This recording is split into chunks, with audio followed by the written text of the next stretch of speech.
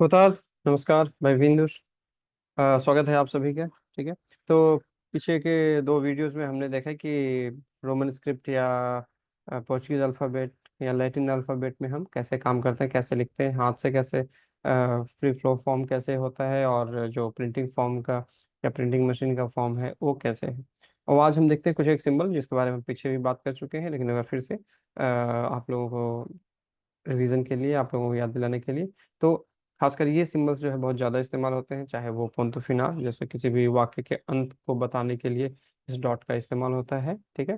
तो पोंतो phenol, पोंतो the interrogation, कोई भी वाक्य है जिससे किसी तरह का सवाल होने का पता लगे, तो उस वाक्य में हम क्या इस्तेमाल करेंगे, कौन सा सिंबल या कौन सा चिन्ह इस्तेमाल करेंगे, ये क्वेश्चन मार्क है ना। पोंतो द एक्सक्लेमेशन है ना, कभी कहीं कोई बड़े आश्चर्य की बात है या बड़े दुख की बात है, तो वहां पे हम क्या इस्तेमाल करते हैं, एक एक खड़ी पाई और उसके साथ एक डॉट है ना, पोंतो द एक्सक्लेमेशन। और दो पोंतुस कॉलन है ना, वो हम तभी इस्तेमाल करते हैं जब हमें कि कोई किस जगह पे जो है कि मेरे पास दो बैग हैं, काले नीले पीले, तो अगर कई एक बैग हैं कई रंग के हैं तो आप ज़्यादा जानकारी दे रहे हैं है ना, तो वहाँ पे हम कॉलोन इस्तेमाल कर सकते हैं। ठीक है। जा विजिटे उस países है ना, मैं इन देशों को जा चुका हूँ, तो जा विजिटे उस países, दो डॉट और उसके बाद देशों का नाम भी आप लिख सकते हैं। ठीक है। तो इस तरह से वहाँ पे, और ये दूसरा एक बड़ा कारण इसका या बड़ा फायदा इसका ये भी है कि कहीं कहीं पे आप कॉमा और सेमी कॉलन से बड़ा अगर इंटरवल चाहते हैं, गैप चाहते हैं, विराम चाहते हैं, तो वहाँ पे हम कॉलन को इस्तेमाल कर सकते हैं। ठीक है। पोर्चुगीज में उसको दोis pontos बोलते हैं। विरगुला है, कॉमा है ना, तो इसके बारे में आप सबको पता है कि दो या दो से ज़्यादा चीज़ों को जोड़ने के लिए हम जो है कि अगर पांच चीज़ें हैं तो तीन के साथ हम कॉमा लगाएंगे और चौथे और पांचवे के साथ हम ई एंड और लगाते हैं। ठीक। तो ये चीज़ आपको पता है, इसमें कोई दिक्कत हो तो पीछे इस पे एक बड़ा वीडियो है, उसको ध्यान से देखिएगा। कौन तो ये फिरगुला है ना, कि जब किसी भी वाक्य में किसी बात के साथ अगर आपको कुछ विपरीत कुछ बोलना है, तो वहां पे भी हम इसको इस्तेमाल कर सकते हैं। ठीक है।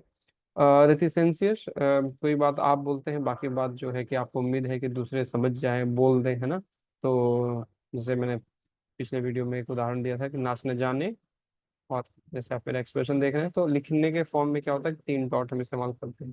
ठीक है। तो नाच न जाने आपकी तरफ से या पढ़ने वाले की तरफ से जवाब आएगा आंगन टेढ़ा।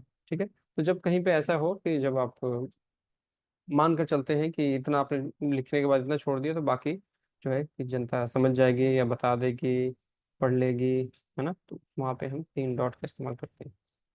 और सबसे आखिरी है त्रिविक्रम है ना, तो मान लीजिए किसी खासकर ये जो है कि थियोरेटिकल कोई ड्रामा वगैरह है या फिर साहित्य में, तो वहाँ पे कई लोग आपस में बातचीत कर रहे होते हैं है ना, तो अगर आपको सबकी बातों को साफ साफ बताना है, समझाना है, तो एक बात से या एक सब्जेक्ट से दूसरे सब्जेक्ट में अंतर दिखाने के लिए हम इस प्रवेशिकाओं का इस्तेमाल करते हैं, जो कि माइनस के या हाइफन के फॉर्म से थोड़ा सा थोड़ी सी ये लाइन थोड़ी सी बड़ी होती है। ठीक है।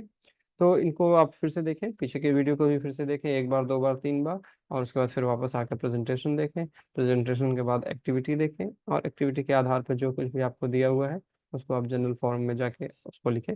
तो ध्यान रहे, हमेशा वीडियो, प्रेजेंटेशन, एक्टिविटी और फॉर्म जुड़ाल, ये तीनों ये चारों जब हो जाएंगे आपके, तभी आपका वो सेक्शन कंप्लीट माना जाएगा। और इस कोर्स को कंप्लीट करने के लिए आप कोई भी सेक्शन छोड़ नहीं सकते, हर एक सेक्शन को आपको करते जाना है।